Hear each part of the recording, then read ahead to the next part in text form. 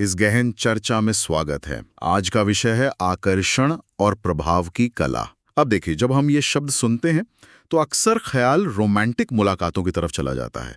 लेकिन आज हम इससे कहीं गहरे उतरने वाले हैं। हम ये समझने की कोशिश कर रहे हैं कि कुछ लोग दूसरों पर इतना गहरा, इतना स्थायी असर कैसे डाल पाते हैं, चाहे वो निजी रिश्तों की बात हो, दफ्तर की राजनीति हो, या फिर बड़े पैमाने पर नेतृत्व के। हाँ, नेतृत्व की। और हमारे पास जो स्रोत है, जिनमें रॉबर्ट ग्रीन की किताब द आर्ट ऑफ सेडक्शन जैसे विचारों की झलक मिलती है, वो इसी बात पर रोशनी डालते हैं। ये बताते हैं कि किसी को प्रभावित करना या अपनी ओर खींचना कोई जादू नहीं, ना ही सिर्फ किस्मत का खेल है। अच्छा। हाँ, अक्सर इसके पीछे एक सोची समझी, मतलब मनोवैज्ञानिक रूप से तैयार की गई रणनीति होती है। हाँ, और आज हमारी कोशिश यही है कि इन रणनीतियों की परतें खोली जाएं। ये क्या हैं, ये काम कैसे करती हैं, इनके पीछे का मनोविज्ञान क्या है, और क्या हम रोजमर्रा की जिंदगी में इन्हें पहचान सकते हैं। चलिए इस दिलचस्प सफर पर निकलते हैं, देखते हैं ये स्रोत हमें कहाँ ले जाते हैं। तो शुरुआत करते हैं सेडक्शन या आकर्षण की इस कला से। जैसा हमने कहा, ये सिर्फ फ्लोटिंग या रोमांस तक सीमित नहीं है। बिल्कुल नहीं। जो दस्तावेज हमने देखे वो इसे एक शक्तिशाली प्रभाव डालने की रणनीति के तौर पर पेश करते हैं।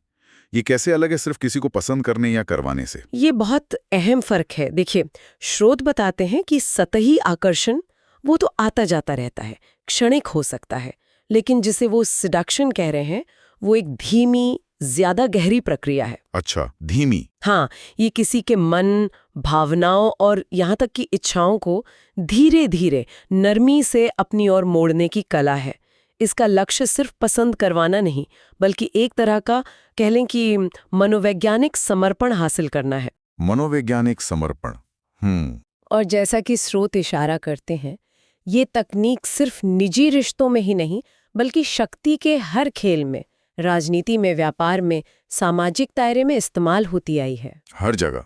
हाँ, सोचिए, जब आप किसी से सीधे कुछ मांगते हैं तो उनका पहला रिएक्शन अक्सर बचाव या विरोध का होता है ना? हाँ बिल्कुल, लोग डिफेंसिव हो जाते हैं। सही, लेकिन ये कला परोक्ष रूप से काम करती है, प्रतिरोध को कम करती है और अक्सर ज्यादा असरदार साबित होती है। और इतिहास गवाह है। स्रोत कुछ ऐसी हस्तियों का जिक्र करते हैं, क्लियोपैट्रा, कैसानोवा, नेपोलियन, यहाँ तक कि मर्लिन मुनरो। हाँ, जिन्हें सिर्फ उनकी प्रसिद्धि या ताकत के लिए नहीं, बल्कि लोगों के मन पर काबू पाने की इस असाधारण क्षमता के लिए जाना जाता है। ये सिर्फ शासक या सितारे नहीं थे। नहीं, ये अपने अपने तरीके से इस कला के माहिर थे। वही तो। सही कहा। उन्होंने सिर्फ घटनाओं का रुख नहीं मोड़ा, बल्कि लोगों की सोच और भावनाओं को उनको प्रभावित किया। ये उदाहरण दिखाते हैं कि प्रभाव डालने की क्षमता कितनी शक्तिशाली हो सकती है। यहाँ से मामला और भी पेचीदा और दिलचस्प होता है। स्रोत बताते हैं कि ऐसा नहीं है कि हर कामयाब सीड्यूसर या प्रभावशाली व्यक्ति एक ही जैसा होता है। नहीं, बिल्कुल नहीं। उन्होंने 9 अलग-अलग तरह के आर्केटाइप या कह लें कि चरित्र के मूल रूपों की पहचान की है। ये जानना वाकई मजेदार है कि प्रभाव डालने के कितने अलग-अलग मनोवैज्ञानिक रास्ते हो सकते हैं। चलिए कुछ प्रमुख प्रकारों पर गहराई से नजर डालते हैं। हाँ, और यहाँ समझने वाली बात यह है कि हर आर्केटाइप एक खास तरह की मानवीय इच्छा या कमजोरी को निशाना बनाता है। ये सिर्फ अलग अलग स्टाइल नहीं है, ये अलग अलग मनोवैज्ञानिक कुंजियां हैं, कह सकते हैं। अच्छा, मनोवैज्ञानिक कुंजियां। हाँ। आइए स्रोत से कुछ उदाहरण देखें और समझें कि वो कैसे काम करते हैं। एक है द सायरन, जिसका क्लासिक उदाहरण क्लियोपैट्रा को माना जाता है। इनका हथियार है शुद्ध, लगभग मायावी आकर्षण। ये अपनी उपस्थिति, आवाज, अंदाज से एक ऐसा सम्मोहन पैदा करते हैं जो तर्क को धुंधला कर देता है। स्रोत बताते हैं कि सायरन लोगों को रोजमर्रा की जिंदगी की नीरसता से निकालकर एक काल्पनिक मोहक दुनिया का एहसास कराता है। ओह, ये एक तरह से बच निकलने की हमारी जो इच्छा होती है ना, उसको अपील करता है। यानी ये सिर्फ सुंदरता नहीं, बल्कि एक तरह का मनोवैज्ञानिक पलायनवाद, एस्केपिज्म बेचते हैं। दिलचस्प। अगला कौन सा है? अगला है द रेक। The rake? हाँ, जैसे कैसनोवा। हाँ, ये तीव्र, बेलगाम जुनून और इच्छा का प्रदर्शन करते हैं। ये अपने लक्ष्य को ऐसा महसूस कराते हैं कि वो दुनिया में सबसे ज्यादा वांछित, सबसे ज्यादा जरूरी इंसान है। इनका आकर्षण खतरनाक हो सकता है क्योंकि ये अक्सर सामाजिक नियमों की परवाह नहीं करते। हाँ, वो बगावती अंदाज। वही, और यही बगावती अंदाज कुछ लोगों को खींचता है। ये हमारी दबी हुई इच्छाओं और रोमांच की चाहत को जगाते हैं। ये थोड़ा विरोधाभासी लगता है। जो व्यक्ति इतना अस्थिर और शायद खतरनाक लगे, वो आकर्षक कैसे हो सकता है? यही तो मनोविज्ञान का खेल है। स्रोत के अनुसार रे का आकर्षण उस तीव्र फोकस में है जो वो अपने लक्ष्य पर डालते हैं, एकदम लेजर फोकस। अच्छा। वो उन्हें महसूस कराते हैं कि उनके लिए कोई भी हद पार की जा सकती है। ये जो तीव्रता है, ये जिंदगी में खास तरह के जुनून की कमी महसूस करने वालों को खींचती है। साथ ही उनका थोड़ा खतरनाक होना भी एड्रेनालिन रश देता है। समझ गया। दिलचस्प है। और कोई प्रकार जो बिल्कुल अलग हो, इनसे एकदम उलट? हाँ, बिल्कुल विपरीत छोर पर है द नेचुरल, जिसका उदाहरण चार्ली चैपलिन जैसे किरदारों में मिलता है। ओह, चार्ली चैपलिन। हाँ, ये मासूमियत, स्वाभाविकता और एक तरह की बचकानी ईमानदारी से लुभाते हैं। दुनिया की चालाकियों से दूर ये ताजगी और सरलता का एहसास कराते हैं। जहाँ दूसरे आर्किटाइप रहस्य और जटिलता का इस्तेमाल करते हैं, वहीं नेचुरल अपनी खुली किताब जैसी शख्सियत से भरोसा जीतते हैं। तो मतलब ईमानदारी और खुलापन। बिल्कुल, ये हमारी उस इच्छा को छूते हैं जहाँ हम सब कुछ सरल, सच्चा और बिना बनावट के चाहते हैं। ये तो कमाल है। यानी मासूमियत भी एक रणनीति हो सकती है। वाह। एक और बताएं, कोई और महत्वपूर्ण प्रकार? जरूर। एक और महत्वपूर्ण प्रकार है द कैरिज्मेटिक। उदाहरण के तौर पर स्रोत महात्मा गांधी या मार्टिन लूथर किंग जूनियर जैसे नेताओं का जिक्र करते हैं। हाँ बिल्कुल, लीडर्स। हाँ, इनका आकर्षण किसी बाहरी चीज से नहीं आता, बल्कि इनके अंदर के आत्मविश्वास, इनके दृढ़ विश्वास और इनके महान उद्देश्य से पैदा होता है। ये एक ऐसी ऊर्जा छोड़ते हैं जो लोगों को सामूहिक रूप से प्रेरित करती है, उन्हें एक बड़े लक्ष्य से जोड़ती है। ये लोगों की आस्था और बेहतर भविष्य की उम्मीद को आवाज देते हैं। वाह। तो सायरन जहां व्यक्तिगत कल्पना को जगाता है, वहीं कैरिज्मेटिक सामूहिक चेतना को। इससे ये तो साफ है कि प्रभावशाली होने का कोई एक तयशुदा फॉर्मूला नहीं है। बिल्कुल नहीं। ये व्यक्ति के अपने स्वभाव, उसकी ताकत और वो किस तरह की मनोवैज्ञानिक जरूरत को पूरा कर रहा है, इस पर निर्भर करता है। तो ये तो हुए कुछ प्रभावशाली व्यक्तित्वों के अंदाज या प्रकार। पर सवाल ये उठता है कि ये लोग असल में करते क्या हैं? पर्दे के पीछे इनकी चालें क्या होती हैं? स्रोत को 24 अलग अलग मैनूवर्स या युक्तियां, कह लें कि चालें बताते हैं जो ये लोग इस्तेमाल करते हैं। हाँ, तकनीक है। क्या हम कुछ सबसे कारगर या दिलचस्प युक्तियों पर बात कर सकते हैं? हाँ बिल्कुल, ये युक्तियां ही वो औजार हैं जिनसे ये आर्किटाइप अपनी कला को अंजाम देते हैं। स्रोत में बताई गई कुछ प्रमुख रणनीतियां वाकई ध्यान देने लायक हैं, खासकर उनके पीछे का मनोविज्ञान। जैसे एक है सही शिकार चुनना, चूज द राइट विक्टिम। सुनने में थोड़ा कठोर लगता है, पर विक्टिम शब्द थोड़ा। हाँ, लेकिन इसका मतलब है अपनी ऊर्जा सही जगह लगाना। हर किसी को प्रभावित करने की कोशिश करना व्यर्थ है। स्रोत सलाह देता है कि उस व्यक्ति को चुने जो आपकी बातों के प्रति पहले से थोड़ा खुला हो, या जिसके जीवन में कोई ऐसी कमी हो जिसे आप पूरा करने का आभास दे सकें। अच्छा, मतलब जो रिसेप्टिव हो। बिल्कुल, ये मनोविज्ञान के रिसेप्टिविटी सिद्धांत पर आधारित है। यानी पहले ये भांपना कि कौन आपके प्रभाव को स्वीकार करने के लिए तैयार हो सकता है, ठीक है? और फिर आता है सुरक्षा का झूठा एहसास पैदा करना, create a false sense of security. ये कैसे? इसका मतलब है शुरुआत में बिल्कुल हानि रहित, दोस्ताना और गैर धमकी भरा रवैया अपनाना। जब लोगों को लगता है कि आपसे कोई खतरा नहीं है, तो वे अपनी मानसिक ढाल नीचे कर देते हैं, गार्ड डाउन कर देते हैं। हाँ, गार्ड डाउन। ज्यादा खुलकर बात करते हैं और अनजाने में अपनी कमजोरियां जाहिर कर देते हैं। ये भरोसे के मनोविज्ञान का इस्तेमाल करता है, हालांकि स्रोत इसके नैतिक पहलू पर भी बाद में बात करता है। ये थोड़ा पेचीदा लगता है, भरोसे का इस्तेमाल करके ढाल नीचे करवाना। क्या ये ईमानदारी के खिलाफ नहीं? स्रोत इस दुविधा पर कुछ कहता है? स्रोत इसे प्रभाव की कला का एक हिस्सा मानता है, लेकिन साथ ही चेतावनी भी देता है कि इसका दुरुपयोग मैनिपुलेशन बन जाता है। उसकी चर्चा हम आगे करेंगे, अभी युक्तियों पर ध्यान दें तो। ठीक है, ठीक है। एक और दिलचस्प है मिले जुले संकेत भेजना, सेंड मिक्स्ड सिग्नल्स। ओह, ये तो सुना है, हॉट एंड कोल्ड। हाँ बिल्कुल वही। कभी गर्मजोशी दिखाना, कभी थोड़ी दूरी बना लेना, कभी स्पष्ट होना, कभी रहस्यमयी। स्रोत के अनुसार ये भ्रम और अनिश्चितता लोगों को बांधे रखती है। उनका दिमाग लगातार आपको समझने की कोशिश में लगा रहता है। तो आप उनके दिमाग में छाए रहते हैं। सही, जिससे आप उनके विचारों पर हावी हो जाते हैं। ये हमारे दिमाग की पहेलियां सुलझाने की प्रवृत्ति का फायदा उठाता है। एक और शक्तिशाली युक्ति है प्रलोभन पैदा करना।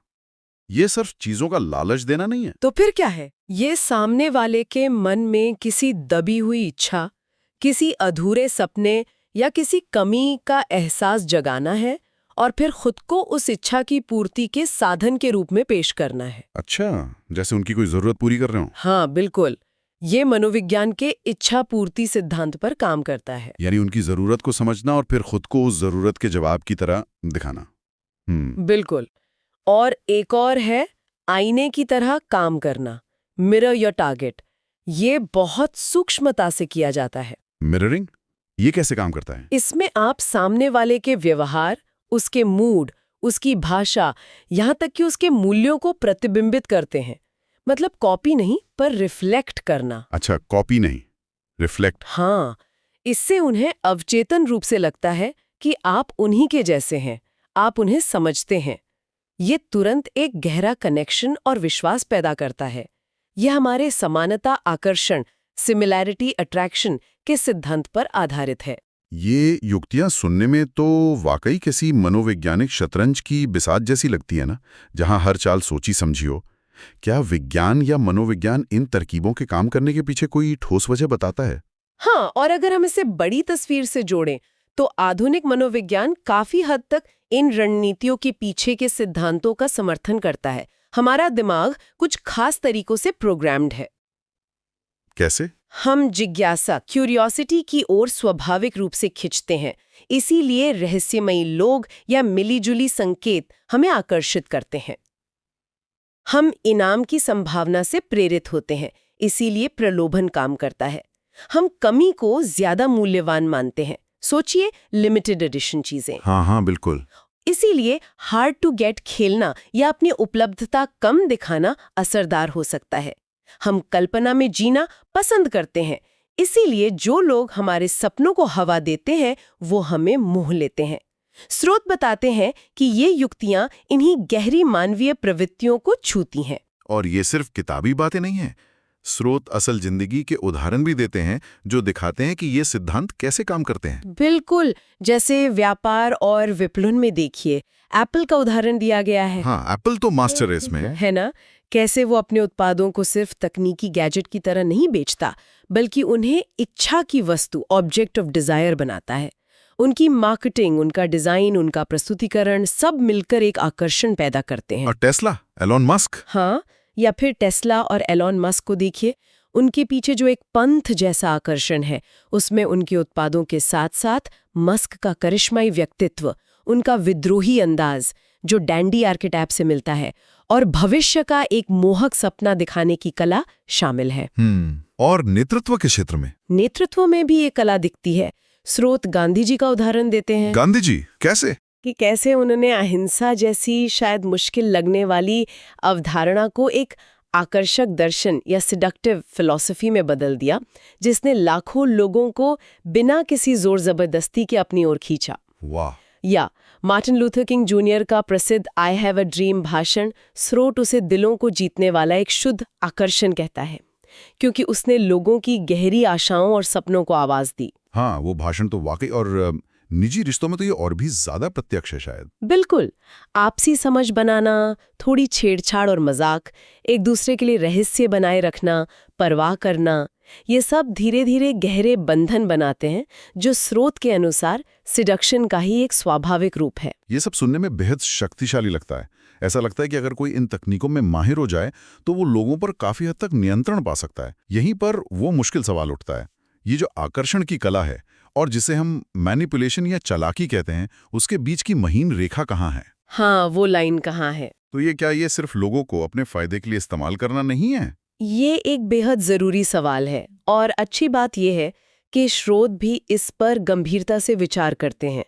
वो सिडक्शन और मैनिपुलेशन के बीच एक अंतर करने की कोशिश करते हैं, हालांकि ये रेखा कई बार धुंधली हो सकती है। तो क्या अंतर बताते हैं वो? स्रोत के अनुसार सिडक्शन जब सम्मानजनक इरादे से और आपसी सहमति या आकर्षण के आधार पर किया जाए तो उसे एक कला के रूप में देखा जा सकता है। इसका उद्देश्य दोनों पक्षों के लिए सकारात्मक या कम से कम नुकसानदेह न हो। यहाँ जोर आपसी जुड़ाव या सकारात्मक प्रभाव पर होता है। ठीक है। और मैनिपुलेशन? वहीं दूसरी तरफ मैनिपुलेशन की नीयत पूरी तरह से स्वार्थी होती है। इसमें सामने वाले की भावनाओं, जरूरतों या भले बुरे की परवाह किए बिना सिर्फ अपना मकसद पूरा करना होता है। यहाँ अक्सर धोखेबाजी, दबाव या भावनात्मक ब्लैकमेल का सहारा लिया जाता है, जिससे दूसरे व्यक्ति को नुकसान पहुंच सकता है। तो मतलब नीयत का खेल है। हाँ, नीयत बहुत महत्वपूर्ण है। और स्रोत इस तरह की शोषण के खिलाफ स्पष्ट रूप से चेतावनी देता है। उनका तर्क है कि न केवल ये नैतिक रूप से गलत है, बल्कि लंबे समय में ये उल्टा भी पड़ सकता है। जब लोगों को एहसास होता है कि उन्हें इस्तेमाल किया गया है, तो प्रतिक्रिया बहुत नकारात्मक हो सकती है। क्या उन्होंने कुछ व्यवहारिक सुझाव या सीमाएं भी बताई हैं कि इस कला का इस्तेमाल करते समय क्या ध्यान रखना चाहिए? कुछ डूज एंड डोंट्स? हाँ, बिल्कुल। स्रोत कुछ क्या करें और क्या ना करें की तरह के दिशा निर्देश देता है। जैसे धैर्य रखें, ये एक धीमी प्रक्रिया है, जल्दबाजी ना करें, आराम से समझें, सामने वाले की ज़रूरतों, इच्छाओं और कमज़ोरियों को समझने की कोशिश करें, ना कि सिर्फ अपनी चलाएं। एम्पैथी ज़रूरी है। रहस्य बनाए रखें, पूरी तरह से खुली किताब न बने, थोड़ी दूरी, थोड़ा अनुमान लगाने की गुंजाइश रखें। ज़बरदस्ती न करें, दबाव या जोर डालने से प्रतिरोध बढ़ता है। प्रभाव हमेशा सूक्ष्म होना चाहिए, खींचातानी नहीं। अति से बचें, ज़रूरत से ज़्यादा अपनी मौजूदगी या जानकारी न दें। लगातार सामने रहने से आकर्षण कम हो सकता है, थोड़ी कमी महसूस होने दें। और सबसे महत्वपूर्ण, जैसा हमने चर्चा की, नियत साफ रखें।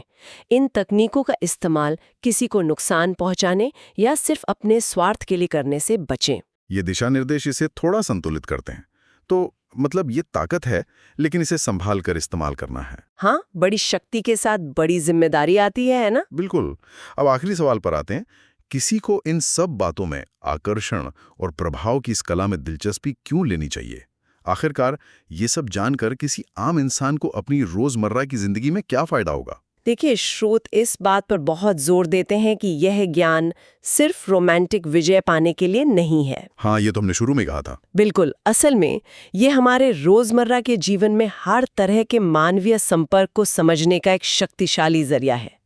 ये हमें सिखाता है कि प्रभाव, इन्फ्लुएंस कैसे काम करता है, अनुनय, पर्सुएजन के पीछे का मनोविज्ञान क्या है, और रिश्तों में शक्ति की गतिशीलता, पावर डायनामिक्स कैसे चलती है। हर तरह के रिश्तों में। हाँ, चाहे वो दफ्तर में सहकर्मियों और बॉस के साथ हो, घर पर परिवार के सदस्यों के साथ हो, या सामाजिक दायरे में दोस्तों के साथ, हर जगह ये डायनामिक्स काम करते हैं। अच्छा। इससे समझना आपको सिर्फ दूसरों को प्रभावित करने में ही मदद नहीं करता, बल्कि ये भी समझने में मदद करता है कि दूसरे आपको कब और कैसे प्रभावित करने की कोशिश कर रहे हैं। हाँ, ये भी जरूरी है।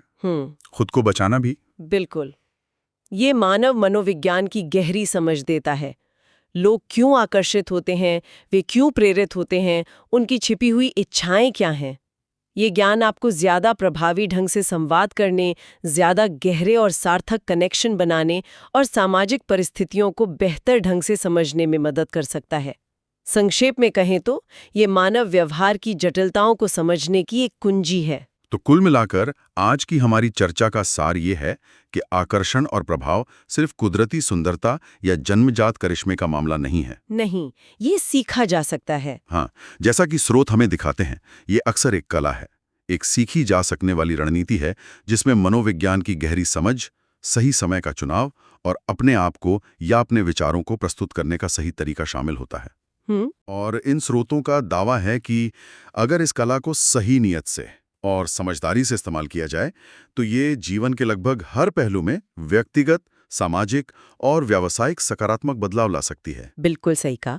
और एक अंतिम विचार जो इन स्रोतों को पढ़ने के बाद मन में आता है, वो ये कि ये स्रोत ज्यादातर बाहरी प्रभाव डालने पर ध्यान केंद्रित करते हैं, यानी दूसरों को कैसे आकर्षित या प्रभावित किया जाए। हाँ, दूसरों पर फोकस है। लेकिन शायद दूसरों पर प्रभाव डालने की कला में महारत हासिल करने का पहला और सबसे महत्वपूर्ण कदम अपनी खुद की इच्छाओं, अपनी प्रेरणाओं, अपनी असुरक्षाओं और अपनी कमजोरियों को गहराई से समझना है। खुद को समझना। हाँ, क्या सच्ची आत्मजागरूकता ही प्रभावी आकर्षण और नैतिक अनुनय की असली नींव है?